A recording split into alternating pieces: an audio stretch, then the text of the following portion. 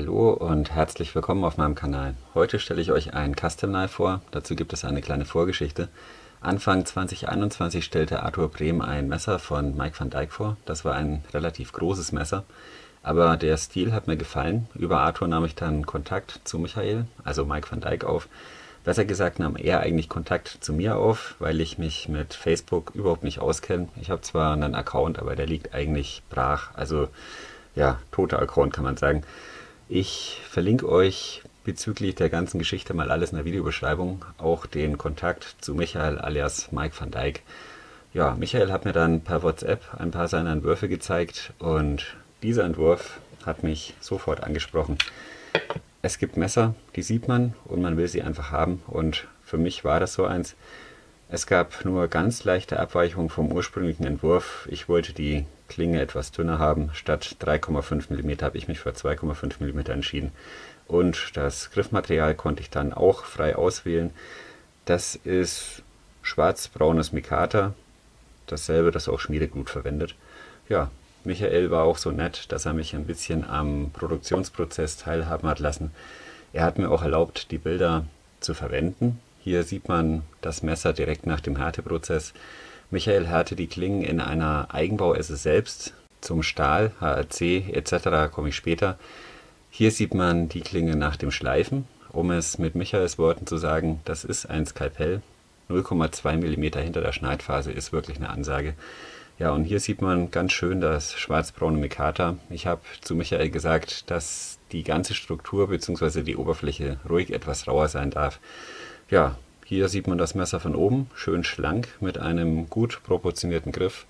Und das ist jetzt das fertige Messer. Jetzt noch eine schöne Kydex-Scheide dazu mit Daumenrampe, Drainageloch, und für alle Fälle ist die Messerscheide auch noch Tek-Lok kompatibel.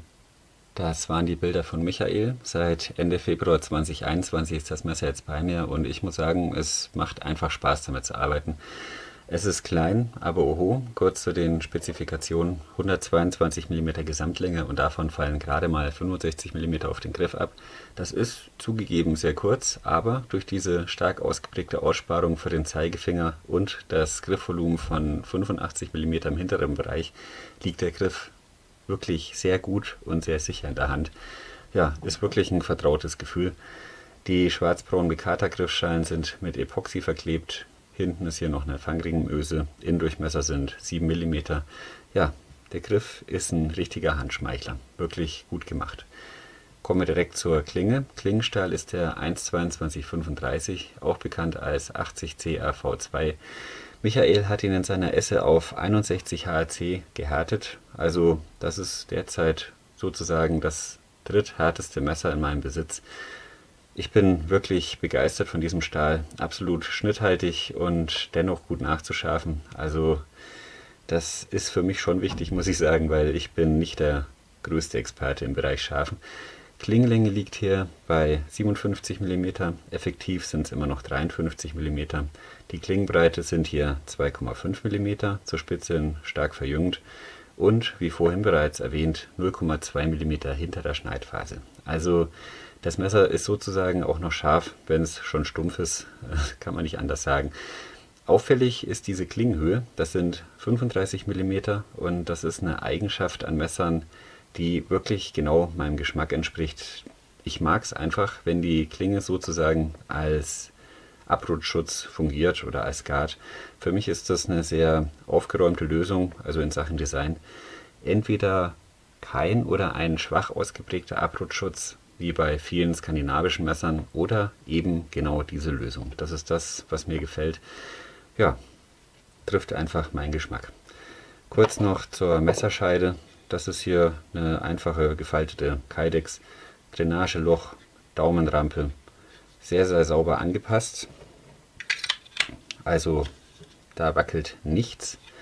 Und theoretisch könnte man das Messer natürlich auch in der Hosentasche tragen. Zudem ist es auch Tek-Lok kompatibel.